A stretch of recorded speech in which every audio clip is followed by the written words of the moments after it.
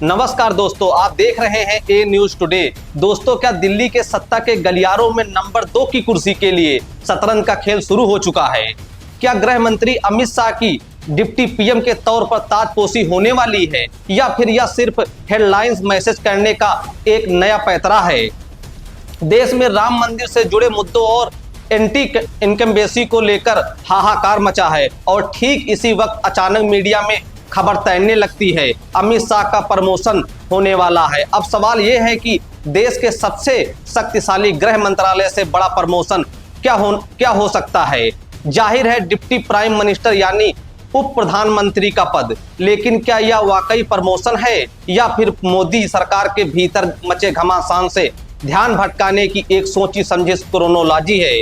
इस पूरी कहानी में वो 4 बड़े किरदार कौन हैं जिनकी चर्चा बंद कमरों में हो रही है? राजनाथ सिंह, नितिन गडकरी, अमित शाह और जेपी नड्डा। इन चारों में एक बहुत बड़ी समानता है, ये चारों बीजेपी के राष्ट्रीय अध्यक्ष रह चुके हैं, लेकिन इस समानता के पीछे छुपा है उम्र का एक ऐसा आंकड़ा जो बीजेपी में कई दिग्गजों के लिए पॉलिटिकल वायरस का टिकट बन चुका है। दोस्तों, आप ध्यान से समझिए इस खेल को। राजनाथ सिंह 10 जुलाई को 75 साल के हो रहे हैं। याद है ना मोदी शाह का वो 75 साल वाला क्राइटेरिया, जिसमें लाल कृष्ण आडवाणी, मुरली मनोहर जोशी और केसारी जैसे गद्दावर नेता फिट करके किनारे लगा दिए गए हैं।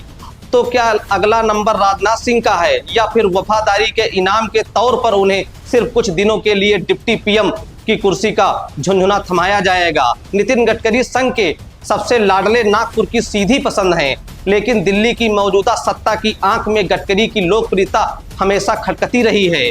इथेनॉल से लेकर टोल टैक्स की वसूली और सड़कों के दावों पर सीधी गडकरी की छवि को क्या नंबर 2 की रेस से बाहर करने का बहाना बनाया जा रहा है? लेकिन असली लड़ाई सिर्फ दिल्ली तक सीमित नहीं है, इसके तार लखनऊ और नागपुर से जुड़े हैं। अगर पार्लियामेंट से बाहर देखें तो आरएसएस के एजेंडे में सबसे ऊपर नाम आता है योगी आदित्यनाथ का।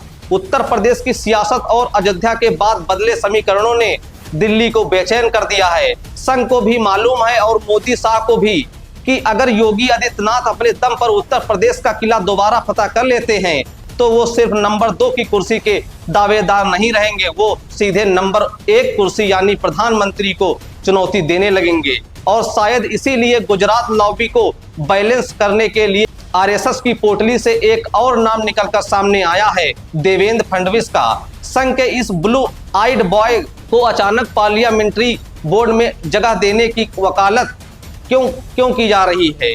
क्या योगी के बढ़ते कद को रोकने के लिए फडणवीस को ट्रम्प कार्ड की तरह इस्तेमाल किया जा रहा है? तस्वीर का दूसरा पहलू और भी दिलचस्प है।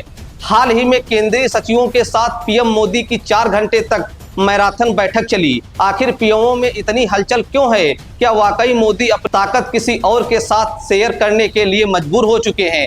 क्या अमित शाह को उत्तराधिकारी मानकर सत्ता ट्रांसफर की स्पीड पर हस्ताक्षर हो चुके हैं, या फिर असल कहानी कुछ और है? देश के ज्वलंत मुद्दों, मंत्रालयों की नाकामियों जैसे शिक्षा मंत्री धर्मेंद्र प्रधान पर उठते सवाल और रक्षा से लेकर सड़क परिवहन तक एंटी इनकम्बेंसी से जनता का ध्यान भटकाने के लिए डिप्टी पीएम का यह सिक्का हवा में उछाला गया है।